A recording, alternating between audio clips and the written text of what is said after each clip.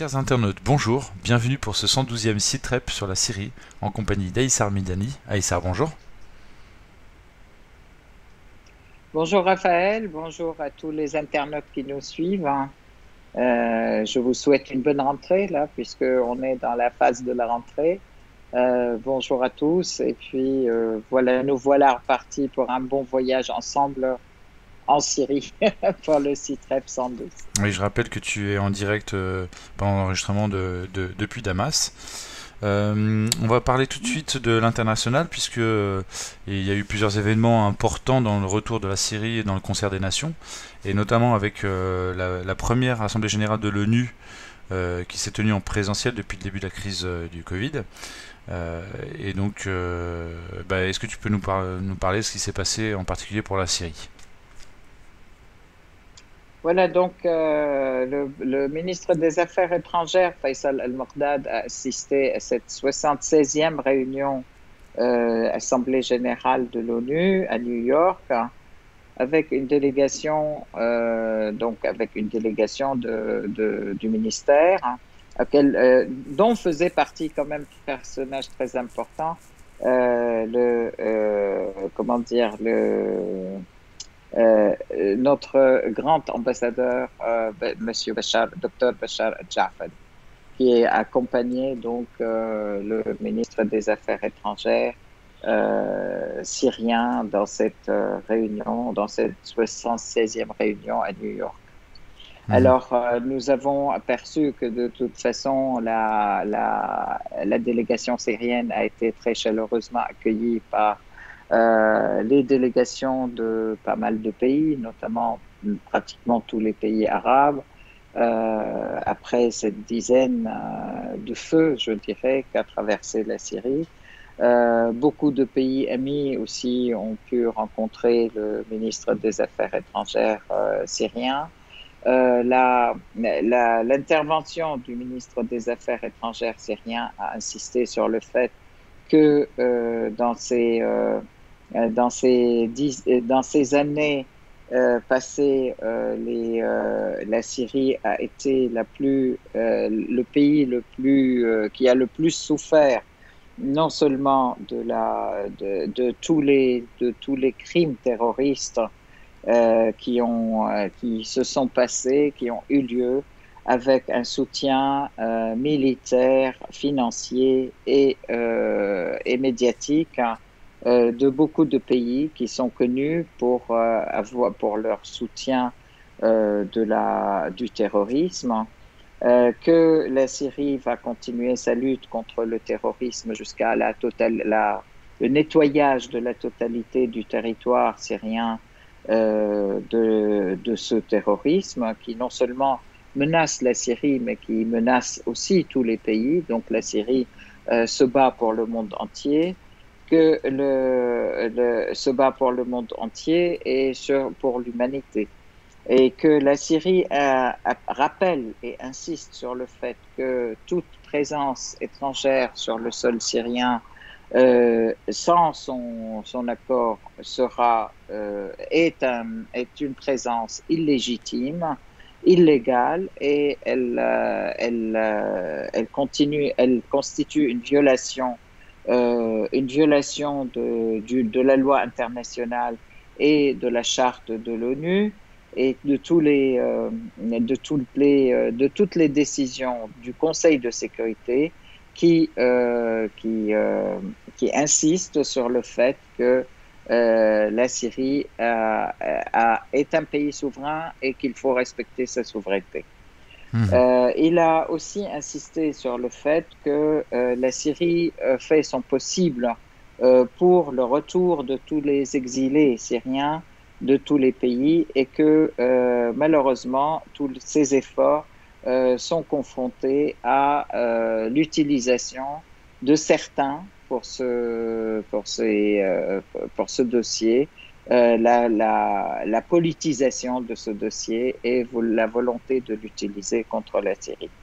Et là, il renouvelle l'appel en disant les portes du pays, les portes de la patrie sont ouvertes devant tous les Syriens qui veulent revenir et que l'État essaiera de leur donner tous les meilleurs moyens de vie, etc.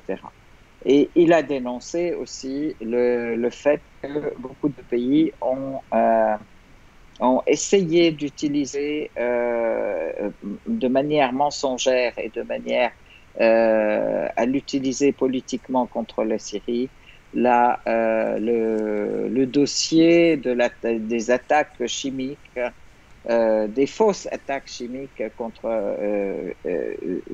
qui ont été fomentées contre la Syrie. Donc, la Syrie continue à affirmer aussi sa volonté que le contrôle, le Golan est syrien, le Golan, la totalité du Golan est syrienne, et que et de toute façon, il faut que Israël se retire jusqu'à la ligne de juin 67, hein, et que on ne peut pas continuer à laisser en toute impunité Israël agir dans la région. La Syrie donc exige qu'on arrête les crimes contre l'humanité, les crimes de guerre qu'Israël commet tous les jours dans les territoires palestiniens. Et donc, ce sont les points, je dirais, les plus importants de son discours, hein, de ce fait. Et ça, c'est important quand même de savoir qu'il y a eu pas mal de pays qui se sont solidarisés avec ce type de discours, avec ce discours. Donc, et en marge de l'Assemblée générale, il y a eu beaucoup de rencontres, en fait, entre le ministre des Affaires étrangères et les délégations d'autres pays. On peut dire qu'il y a eu 19 pays, les 19 pays, et puis pas mal d'autres pays, en fait, arabes et non arabes, qui ont affirmé leur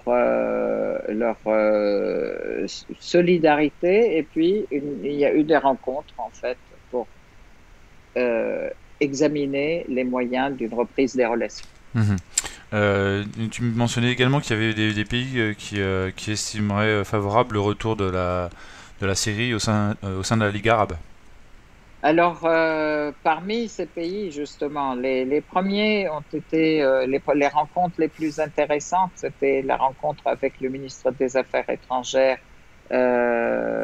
égyptien et les ministres tunisiens aussi des Affaires étrangères. Je voudrais rappeler quand même que l'Égypte, elle n'a jamais été vraiment pour le soutien de l'État syrien, mais l'État égyptien, par contre, n'a jamais été l'État égyptien depuis cette dizaine de feux, je dirais, qu'a vécu la Syrie. Donc là, ça montre effectivement une ouverture, hein. Et je voudrais dire que cette ouverture, elle est venue aussi juste après la décision ou l'ouverture qui était opérée par l'ambassadrice américaine à Beyrouth pour dire la Syrie, elle pourra passer le gaz égyptien au Liban et l'électricité jordanienne au Liban juste au moment où Samahat el-Sheikh Nasrallah a dit et déclaré et commandé les portes pétroliers, les containers de pétrole, en fait, pour le Liban qui venaient de l'Iran. Et donc, à partir de ce moment-là et au moment même l'ambassadrice américaine, elle va retrouver le général Aoun, le président libanais, pour dire effectivement le Liban peut importer le gaz égyptien et l'électricité jordanienne à travers la Syrie. Donc, c'est aussi dans sa volonté de ne pas laisser le champ exclusif, je dirais, à l'Iran, de pouvoir mener des relations avec le Liban et avec la Syrie. D'ailleurs, Donc, de ce fait, tout de suite après, suite aux déclarations américaines, il y avait une réunion hein, entre les ministres de l'énergie de quatre pays. Que tu peux mentionner. exactement. Exactement. Donc, tout de suite après, il y a eu une réunion de travail, je dirais, et d'examen des modalités, puisqu'il y a urgence. Donc, tout de suite après, il y a eu une réunion importante des ministres de l'énergie des quatre pays, donc de l'Égypte, de la Syrie, du Liban et de la Jordanie. Pour examiner les modalités, parce que le pipeline du gaz, il existe, mais il est inopérant depuis 2010-2011. Les lignes électriques, en fait, depuis la Jordanie jusqu'au Liban existent, mais beaucoup de poteaux ont été détruits par les terroristes. Donc, il va falloir décider des travaux d'urgence pour justement reconstruire tous ces poteaux qui ont été vraiment littéralement détruits par les forces terroristes. Et maintenant, donc, la question qui se pose, dans la mesure où la Syrie est sous embargo, comment faire pour que ces poteaux soient reconstruits et soient remis en fonctionnement. Mhm. Alors, Donc, si on pouvait... la question est importante. Mhm. Oui. Si on peut revenir sur le Liban, quelle a été la réaction de la population et des différents partis politiques à l'arrivée du pétrole iranien via la Syrie, donc au Liban, sous l'impulsion notamment de Nasrallah? Alors, les bateaux sont arrivés à Banias. Alors, moi, c'est un aparté, mais je voudrais quand même revenir un petit peu à l'Assemblée générale de l'ONU. Mais là, effectivement, les bateaux sont arrivés alors que il y a eu beaucoup de, comment dire, des déclarations du parti politique, par exemple, comme le parti politique de Hariri qui a déclaré, ah voilà, le Nasrallah se permet de nous transformer en colonie iranienne en nous donnant de l'aide venant des États-Unis, de l'Iran avec le pétrole iranien et le parti et Jarja qui a fait des déclarations absolument innommables. Bon, de toute façon, il est clair que pour la population, le plus important, c'était de régler les problèmes quotidiens qui faisaient suffoquer la population et qui étouffaient tout le monde et qui ne permettaient absolument aucune vie en l'absence d'essence, en l'absence de produits pétroliers, en l'absence de médicaments, en l'absence de tout, parce que même les fours, de boulangerie ne pouvaient plus fonctionner, mais les hôpitaux ne pouvaient plus fonctionner puisqu'il n'y avait plus de fuel. Les hôpitaux ne pouvaient plus fonctionner. Et puis Hassan Nasrallah, il a bien déclaré que le premier bateau, c'est un bateau qui est chargé de mazout et que c'est une livraison principale pour les hôpitaux, pour les boulangeries et pour les choses de première urgence et de première nécessité dans le pays. Donc, le deuxième sera et ce n'est pas pour les particuliers, et que le deuxième bateau qui est arrivé aussi au port de Banias en Syrie et qui est en train de se décharger, et puis le carburant est transporté par citerne au Liban. Donc ça commence à déjà donner encore plus pour les autres fonctionnalités du pays et les autres besoins. Donc là-dessus, c'était vraiment, on a l'impression qu'il y en a qui veulent transformer, qui font feu de tout bois et des mensonges, mais en fait maintenant, c'est clair que ça ne prend plus au niveau de la population. Il est clair que aussi la popularité de Hassan Nasrallah et du Hezbollah auprès de la population, elle est grandissante, quoi qu'en disent les Américains, quoi qu'en disent les voix dissonantes dans le pays. Donc ça, c'est clair et c'est en cours de résolution. Il faut quand même que je rappelle que le gouvernement libanais a été formé aussi par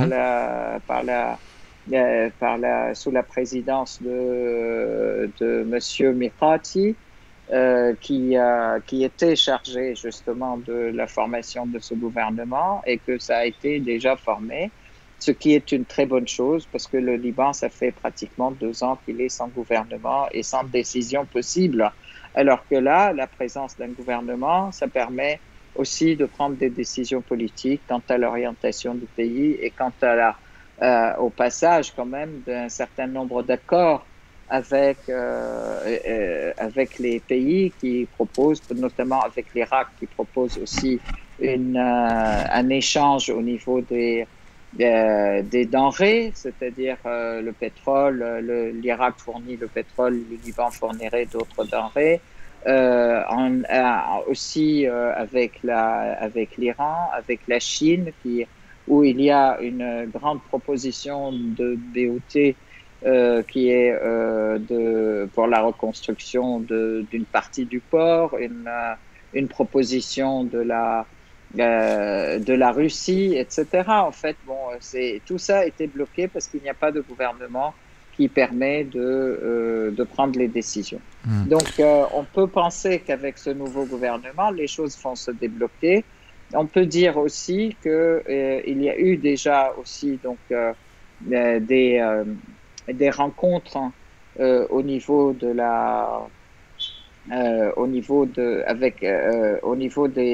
des différents services de sécurité entre la Syrie et le Liban, et que maintenant il y a de plus en plus un appel pour une ouverture des frontières entre le Liban et la Syrie, notamment pour le retour des réfugiés, parce qu'on a vu qu'il y a à nouveau un appel pour le retour des réfugiés. Les Libanais se plaignent de la présence des Syriens et il y a de plus en plus des complaintes du fait que les Syriens qui sont au Liban, qui sont presque au nombre de 1,5 million de personnes, c'est un fardeau très lourd pour le Liban. Bon, donc là aussi, il y a nécessité que les gouvernements puissent se rencontrer et on peut espérer que le ministre des Affaires étrangères libanais va pouvoir aussi venir en Syrie et traiter de cette question pour faciliter le retour des réfugiés syriens qui sont au Liban. Et je voudrais rappeler à cet effet d'ailleurs qu'il y a eu le ministre de la Santé libanais qui a demandé de l'oxygène à la Syrie, chose qui a été répondue immédiatement positivement. Donc des quantités d'oxygène sont parties au Liban alors que la Syrie est sous embargo aussi, mais la Syrie a toujours été très solidaire. Solidaire avec aussi bien avec tous les pays arabes en fait, aussi bien la Syrie avec le Liban qu'avec la Jordanie, qu'avec l'Irak, la Palestine, d'autres pays, l'Irak, la Palestine, etc. Donc cette affirmation de solidarité n'est pas que de l'affirmation orale, mais elle se traduit toujours dans les faits. Donc, il y a eu aussi par rapport donc à cette réunion qui a eu lieu en Jordanie, il y a tout de suite donc une ouverture totale pour faire en sorte que tout soit fait dans les plus brefs délais pour mettre fin à la souffrance des peuples, aussi bien les peuples libanais, les peuples syriens, le peuple jordanien et le peuple irakien, par une solidarité commune et par une complémentarité économique qui pourrait leur permettre de vivre et de survivre malgré les difficultés imposées par l'extérieur. Alors on reparlera de la relation entre la Syrie et la Jordanie un petit peu plus loin dans cette émission, puisqu'on va parler de la normalisation Hadera la ville et Hadera le gouvernorat, ce qui permet la réouverture d'un poste de frontière très important. Mais avant, on va quand même continuer à parler de la grande région et suite à la rencontre Assad-Poutine, il y a eu une rencontre Erdogan-Poutine. Est-ce que tu peux nous en parler ? Alors oui, moi je voudrais revenir un petit peu à l'AG de l'ONU, qui est la 76e, parce que en fait, il s'est passé beaucoup de choses, beaucoup de rencontres entre l'État syrien, en fait, le ministre des Affaires étrangères syrien et les ministres des Affaires étrangères d'autres pays, Mhm.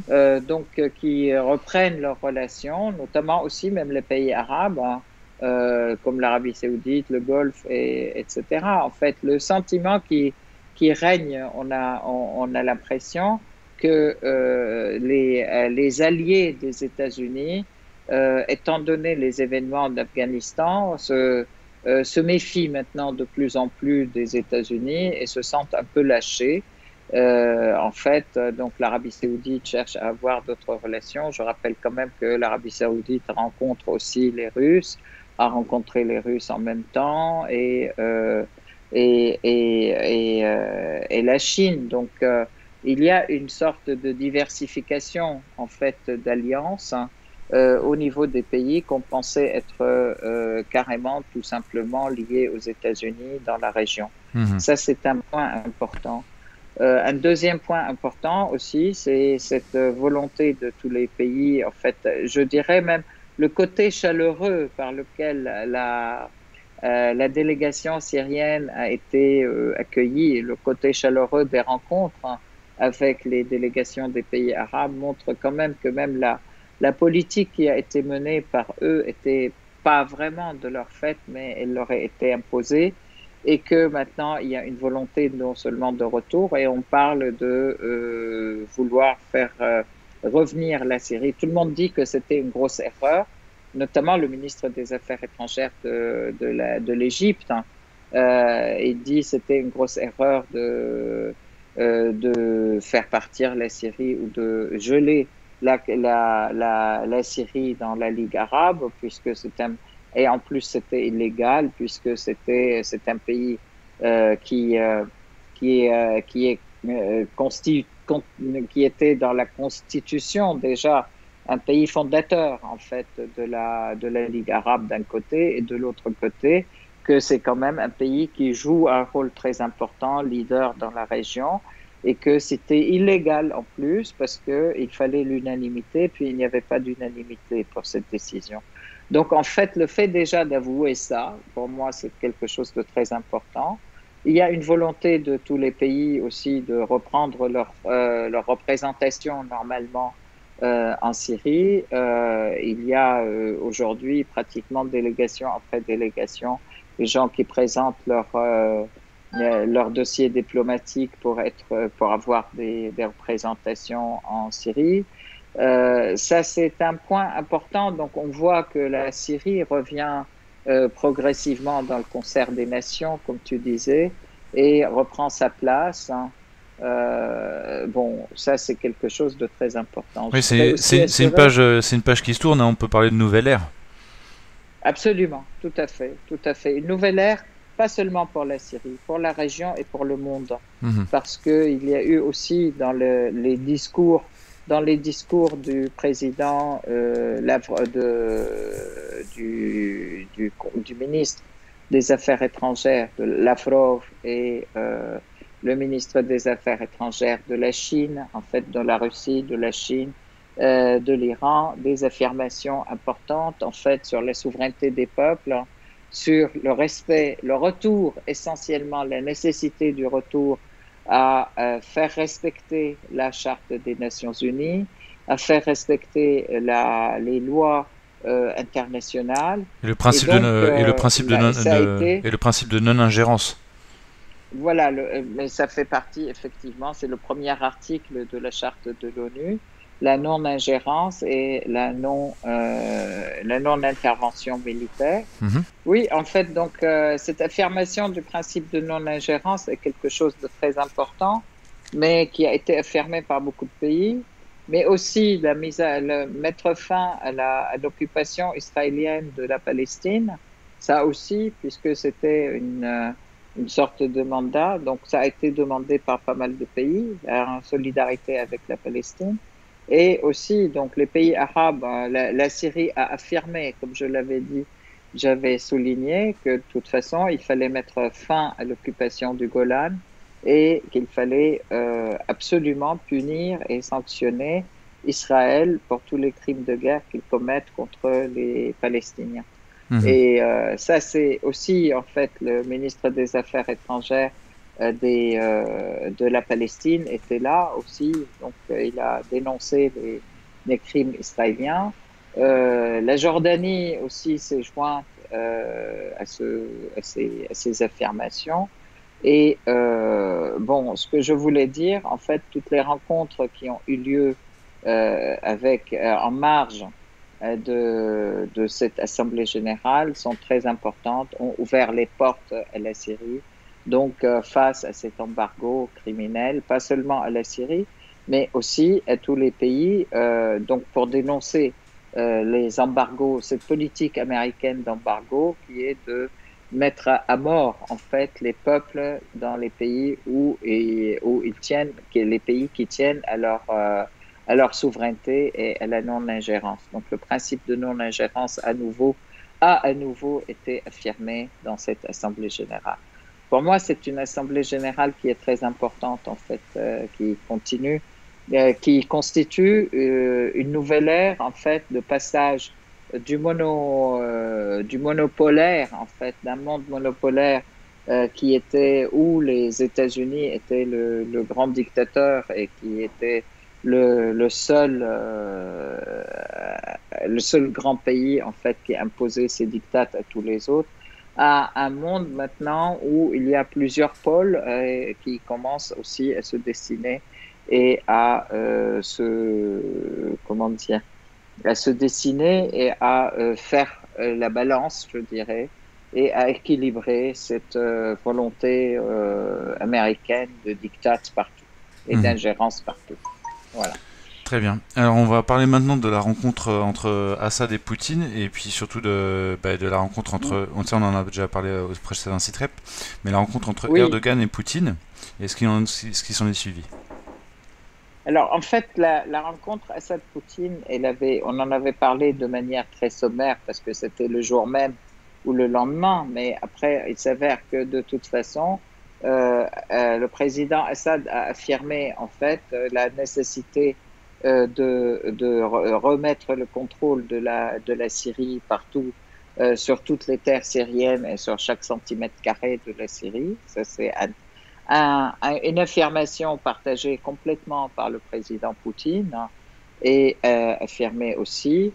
Une volonté de dire, c'est aussi de dire toute force d'occupation, toute force en Syrie qui existe en Syrie et qui n'est pas été appelée par l'État syrien est une force d'occupation. Donc, en l'occurrence, la force turque et la force turque, la force américaine et tous les pays de la coalition américaine, c'est-à-dire la France, l'Allemagne, l'Angleterre, etc., les forces qui sont présentes au nord-est de la Syrie sont des forces d'occupation qui sont absolument tenues à quitter très rapidement et appelées à quitter très rapidement la Syrie et qui empêchent l'État syrien de vivre et d'accomplir même ses devoirs vis-à-vis de sa population, puisqu'ils sont en train de piller les ressources du peuple, empêcher le peuple de vivre et empêcher tout effort de reconstruction du pays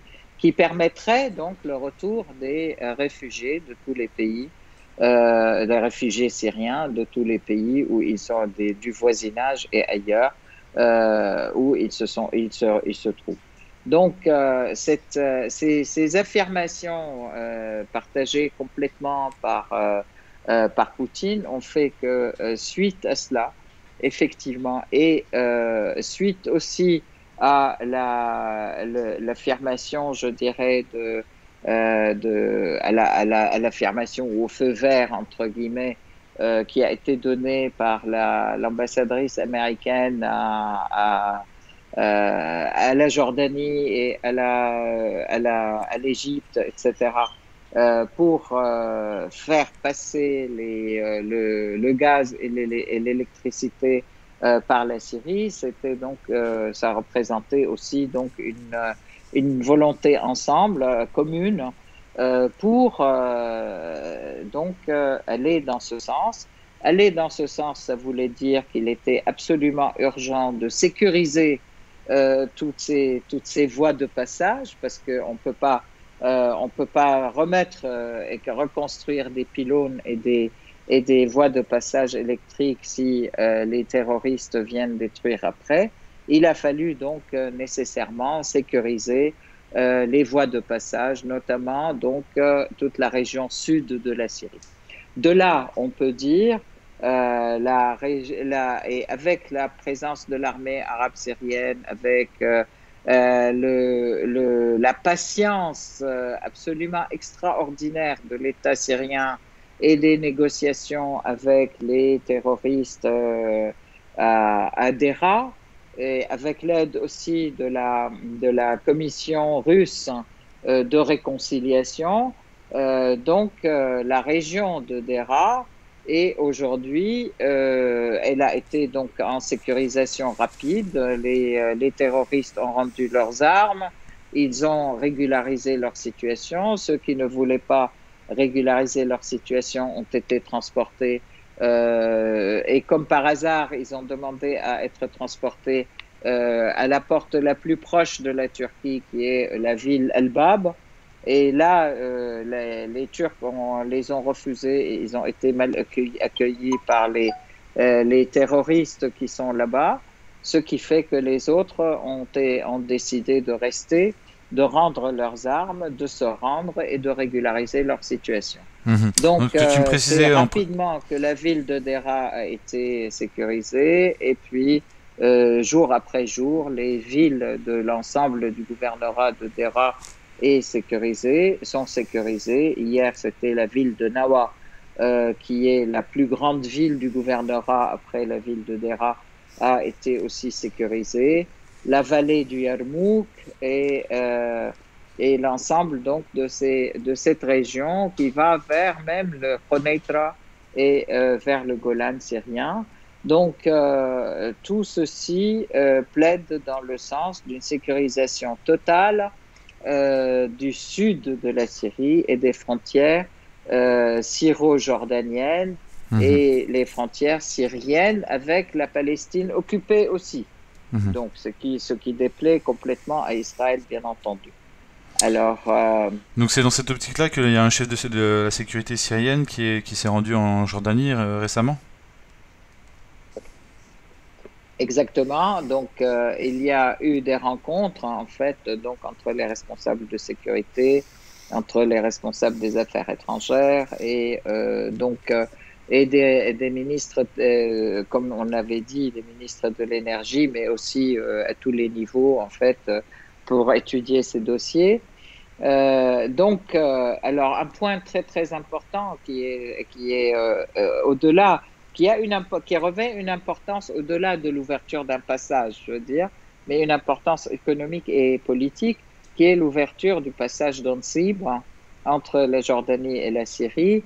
Et c'est une ouverture de ce passage aussi bien pour les passagers, c'est-à-dire pour les voyageurs, mais aussi surtout ouverture pour les transports des denrées en fait et les marchandises, les denrées et les marchandises qui vont pouvoir transiter enfin vers la Jordanie et de la Syrie vers la Jordanie et vers les pays du Golfe et aussi vers l'Irak. Oui, donc, parce qu'il faut préciser que la Jordanie n'a pas de port, n'a pas d'accès à la mer. Donc voilà, tout à fait. Et puis, la Jordanie est très pauvre au niveau agricole, en fait. Donc, alors que la Syrie est un pays agricole par excellence, le Liban aussi. Et donc, c'est important, toutes les denrées et toutes les marchandises leur arrivaient de la Syrie. Donc, on s'aperçoit que cet embargo faisait autant de mal au peuple jordanien, au peuple libanais qu'au peuple syrien. Et cette ouverture des passages, et on espère bientôt le passage vers l'Irak aussi, le passage Al-Qaim, il ouvre et il ferme régulièrement parce qu'il y a aussi des attaques terroristes sur Al-Qaim et des attaques américaines, en fait, disons-le. Sur le passage Boukamal Al-Qaim, vous le savez. Donc, on en avait parlé à plusieurs reprises. C'est vrai que toute cette continuité par les voies de la terre sont très importantes. Maintenant, il y a un point très très important et qui est la base Al-Tanf là, américaine, qui est carrément sur une voie de passage rapide entre la Syrie et l'Irak. Hein. Donc cette base américaine à côté de laquelle se trouve le camp Al-Rukban des réfugiés qui est dominé par Jabhat al-Nusra et qui sont régulièrement entraînés, soutenus par les Américains, etc. Ils sont aussi dans le secteur un triangle qui lie la Syrie, la Jordanie et l'Irak, en fait. Donc, c'est un triangle crucial et on espère qu'il va être, comment dire, il va disparaître rapidement. Ouais, il disparaîtra peut-être après Idlib, hein, parce que les Américains ils vont encore plus s'accrocher peut-être que les terroristes d'Idlib. Enfin, on verra. Pour parler d'Idlib, Erdogan, donc, il a renforcé ses positions. Alors, disons, Erdogan, il a cherché à voir Biden, qu'il l'a rencontré à 3 à 4 minutes, c'est tout. Donc, il est complètement lâché par les Américains et il est allé rencontrer à la rencontre de Poutine. Il a rencontré Poutine alors qu'il était effectivement complètement... d'habitude, Erdogan, quand il va voir Poutine, il se sent fort de soutenir les positions américaines et quand il va voir les Américains, il se sent fort de soutenir les positions russes. En fait, c'est comme ça que quand il a rencontré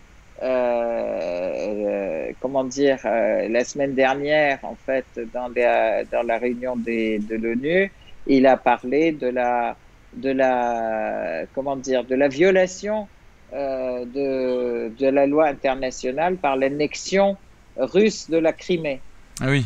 Et voilà. Donc, en fait, il était dans une position complètement provocatrice pour montrer aux Russes qu'il était sur les positions américaines, mais il a été très déçu par la suite, justement, par le lâchage de Biden. Donc là, il a été peut-être plus constructif avec Poutine et qui a affirmé d'ailleurs, les deux parties ont affirmé que les rencontres étaient positives en ce qui concerne le tourisme, les échanges entre les deux pays, notamment la création de la centrale nucléaire qui est construite par les Russes en Turquie, etc., etc. Donc, mais bon, il n'a pas été question apparemment de Idlib, mais les affirmations russes concernant la nécessité que toutes les forces étrangères à la Syrie, occupant la Syrie, doivent quitter, je pense que ça a été au niveau de l'action et non pas au niveau au niveau des affirmations de position. Puisque aujourd'hui l'armée syrienne et l'armée russe s'unissent effectivement dans les attaques contre les positions des QG de Qassad et des quartiers généraux de certains terroristes dans la région. Oui, notamment il y a des frappes aériennes, hein, c'est ça? Voilà. Suite au fait que d'ailleurs eux-mêmes ils commettent régulièrement des quantités de violations de la règle de l'apaisement qui a été conclue en 2018 et qui fait que il y a aussi des morts, des blessés au niveau de la population civile et que l'accord qui a été signé par les Turcs en 2018, qui était pour de s'éloigner, de libérer l'autoroute M4 qui joint Idlib à Alep, en fait, qui joint Idlib à Latakia et Alep, qui doit être libérée complètement et remise sous le contrôle de l'État syrien.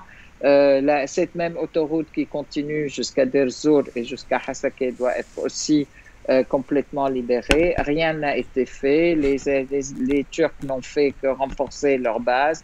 leurs points de contrôle se sont transformés en base militaire et ils sont devenus plutôt des points de regroupement de l'ensemble des terroristes qui sont de plusieurs ethnies et plusieurs pays. Alors, il y a l'armée du Turkménistan, il y a des Ouïghours, il y a des Ahwaz, il y a et donc des Tchétchènes, etc. Et tout cela, alors, et bien sûr, il y a Jaish al-Tahrir qui est anciennement Jabhat al-Nusra, Mhm. en fait.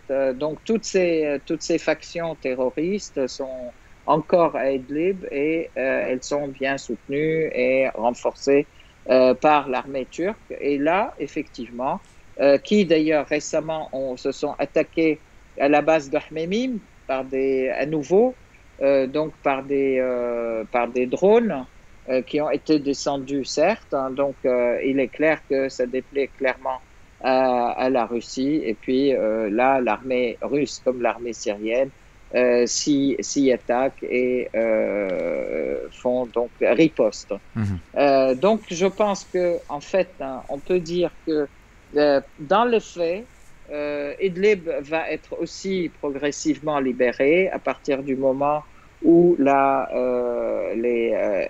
étant donné d'ailleurs que la frontière sud de la Syrie est complètement sécurisée et complètement bouclée, et puis comment dire, l'État syrien recontrôle la totalité de la frontière sud. Donc là, il va y avoir une réelle attaque au niveau de je dirais attaque, pas seulement attaque militaire, mais en fait l'État syrien avance sur les deux pieds, je peux dire, à la fois négociation et force et Mhm. négociation, etc. Ce qui a été très productif au niveau d'ERA, puisqu'il n'y a pas eu de combat réellement à proprement dit, mais les gens se rendent par la discussion, par la force, par une présence forte, hein, tout simplement, donc par la dissuasion. Mhm. Et on peut penser que ça va être le cas de Idlib de la même manière. Et de Hasakeh aussi, puisque hier, les déclarations de Qassad aussi, qui disent nous sommes toujours sous la bannière de l'État syrien, etc. Et les Turcs nous attaquent, c'est quand même, ils n'ont pas le droit, nous sommes dans l'État syrien et ce sont les territoires syriens. Ce qui est très vrai.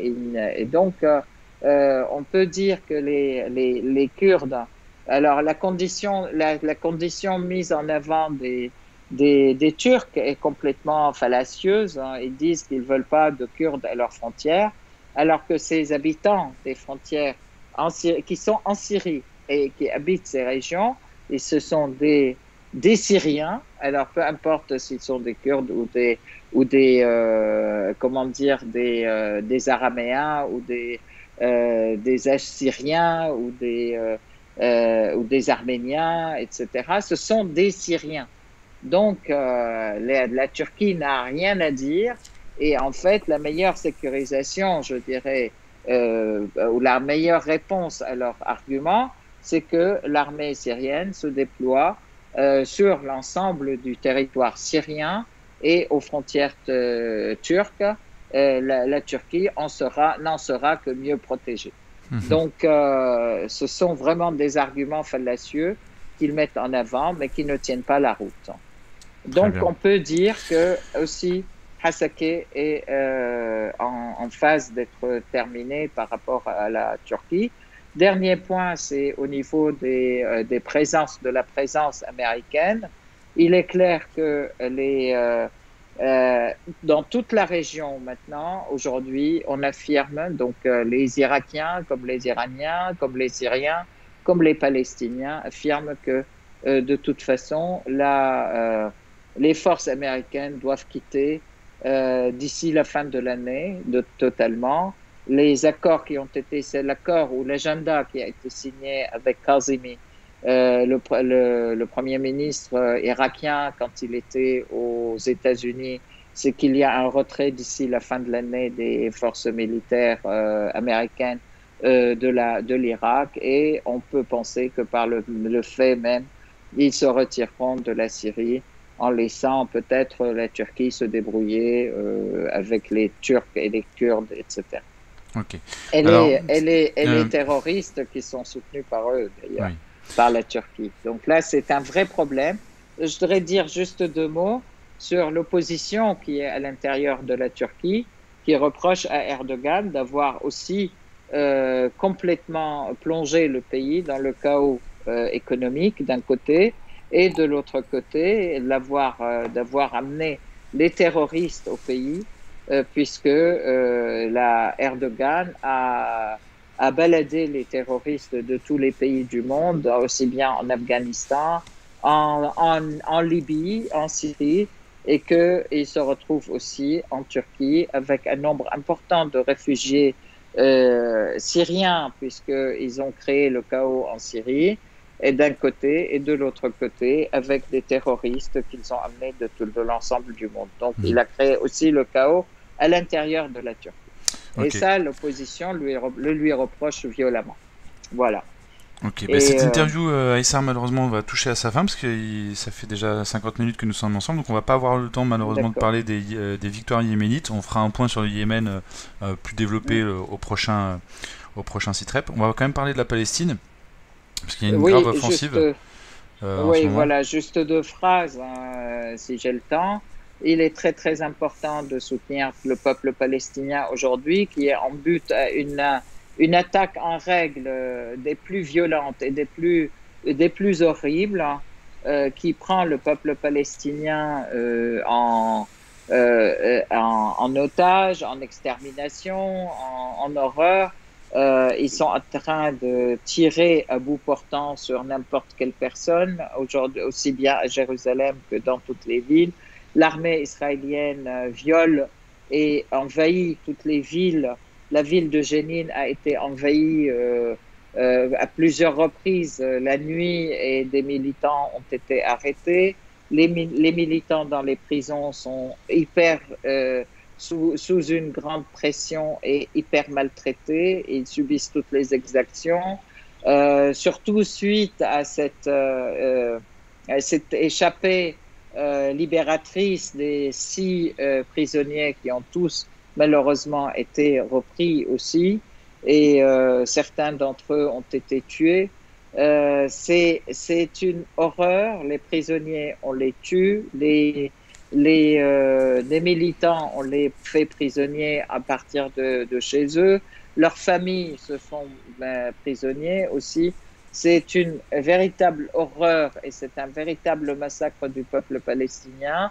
On peut les soutenir avec toutes nos forces, et on peut faire un appel international pour la protection du peuple palestinien. Mhm. Et en fait, parce que cette machine féroce d'écrasement qui s'appelle la machine sioniste israélienne, elle est en train de s'opposer avec énormément d'armures, d'armes et de violence à une population isolée, sans armes, et de jeunes et des gens à main nue et avec des pierres, Alors justement, avec des lance-pierres. justement, avec leur sens de l'humour et de la dérision, même dans des situations tragiques, les Palestiniens donc ont un nouveau symbole de la résistance, c'est la cuillère, qui fait référence du coup à la cuillère grâce à laquelle les prisonniers ont creusé le tunnel patiemment. Ils ont creusé le tunnel, oui, tout à fait.